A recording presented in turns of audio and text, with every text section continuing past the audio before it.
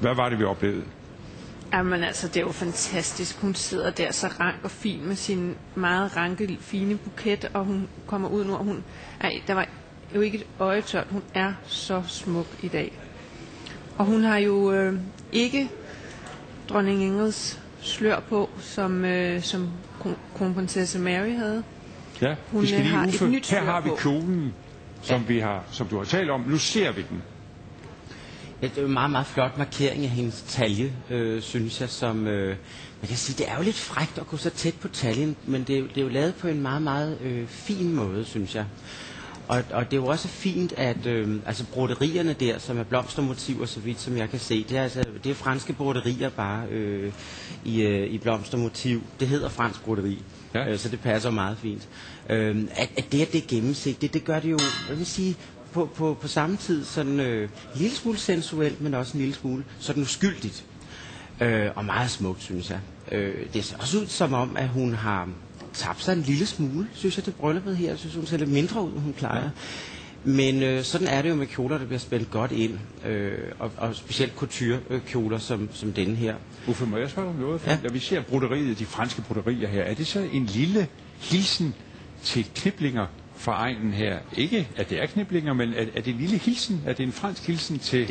Jamen, det er det helt klart. Altså, så vidt som jeg her i pauserne har kunne finde ud af, så er der også nogle... der er kniplinger, altså kniplinger, som det hedder, som er 1800-tals inspireret. De sidder både på slører, som vi kan se, og rundt omkring i kanterne på kjolen.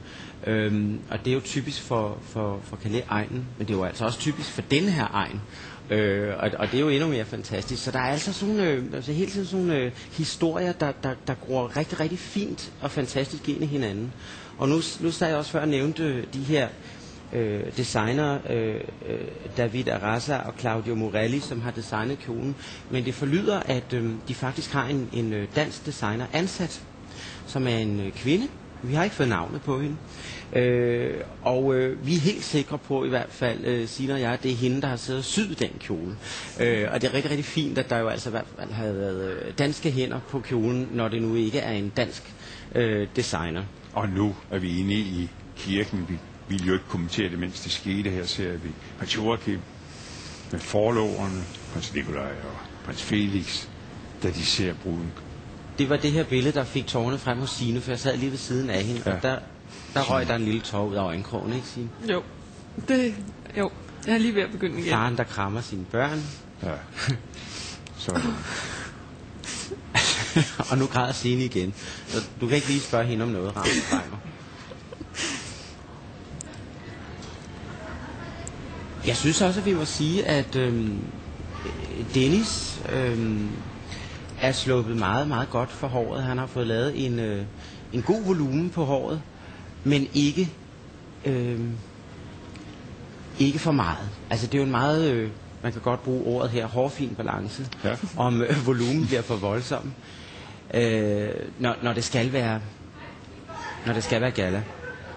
Jeg synes, han har sluppet rigtig godt fra det. Man kan stadig se nogle meget smukke, tror jeg, snoninger, han har arbejdet med i frisyren, som man kan se gennem sløret.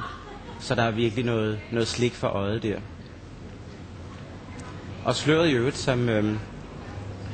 som prinsesse Marie bærer, skulle være 3 meter langt fra det rør gulvet til det slipper brudepinde. Og vi så jo uden for kirken, at vinden havde fat